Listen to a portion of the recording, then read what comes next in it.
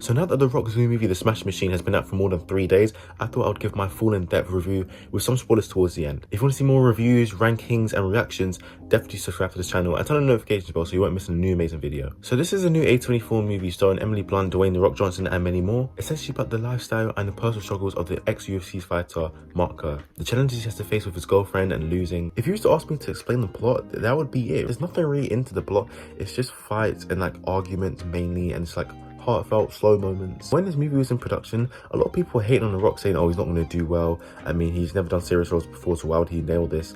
And I don't really like that, because you're just knocking the man when he's down, when he's trying to change something. Obviously, he said he's going to go back to those fun movies that he does, like, you know, the Fast and Furious ones, or, you know, like the Jumanji movies. But like, this is his first, like, probably serious role, and he nailed it. He crushed it. This is his best acting I've ever seen him do.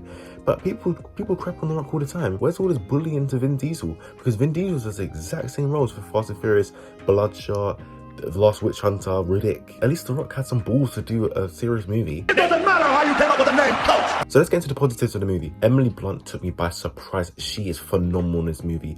Her dialect coach, whoever that is, needs a raise, because it sounds really believable that she's American. And I love how committed they are to the 1997 to 2000s timeline, background, or whatever, because they're very committed to that. Like, you don't feel like it's like modern day. Like, it feels very committed to the 90s or early 2000s. Back to Emily Blunt, similar to The Rock, I don't think they should get an Oscar, but a nomination or recognition, or maybe Golden Globes would be nice, because they killed it in this role. The fights are electric. You feel every single kick and punch. Chemistry between Mark and Dawn is really good, I'm not gonna lie. That's probably due to Dwayne Johnson and Emily Blunt working together in Jungle Cruise like 4 years ago. This is crazy. Mark Coleman, played by Ryan Bader, he was really good. Like, he was really good, supportive friend, but he stole the spotlight. Like, he was aura farming more than Mark Kerr in his own movie, which is crazy. The soundtrack is really good. Like, it commits to that time period. When Mark Kerr is crying, you want to cry with him. It feels like his whole world is just crashing down with his girlfriend. A24's on the roll. Like, Materialist this year was phenomenal, and I recently watched Past Lives, which is great. I think that's all the positives. Like, it's a decent watch. Into the negatives, okay, so back to the relationship. I think I wouldn't call it domestic abuse, but like the back and forth swearing at each other, it was very uncomfortable. Like, it makes me not want to have a relationship, because it is that bad. Like, the punching the doors, which is crazy. I don't know how he had the strength, but he's a jacked dude, so fair enough. I don't know why they kept going back to each other, like smashing everything, swearing at each other. I don't know why they kept going back to each other. The fights were kind of predictable. Like, you knew when he was going to lose or win. There were some weird sound effects. Like, when someone got punched in the face, it would be like bang, like it was like a comic panel, like onomatopoeia, like pow or something like that. Like, it was a weird sound effect.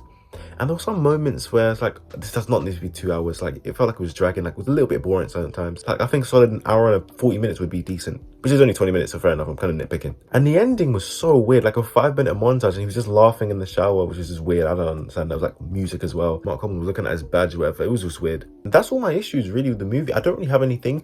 Another positive I would say is the prosthetics. Wow, they were phenomenal. Like, I mean, obviously you could tell it's still The Rock. The amount of effort they went into transforming him into Mark Kerr is phenomenal. I think people need to realize that this isn't another typical Dwayne Johnson movie. It's not his charisma. It's actually him tapping into playing Mark Kerr and playing someone else and testing his acting limits. Change the game, so what's my motherfucking name? And people saying, oh, he's only doing this for an Oscar. Just leave the man alone, man. Just let him make the movies he wants to do. We're gonna get to some spoilers, so if you don't want to be spoiled, turn away from this video right now, go watch the Smash Machine and come back here. So obviously Mark Kerr loses, and I think he comes to terms with that because he couldn't move his body. By the way, Alexander Usyk, I think that's his name, he's in this movie, which is pretty cool. Like, they're actually good friends behind the scene. One funny thing, when like Dwayne Johnson couldn't understand like the Japanese people, and like, he tried to speak to him like, a bad referee, bad referee. It was like, foul on my head.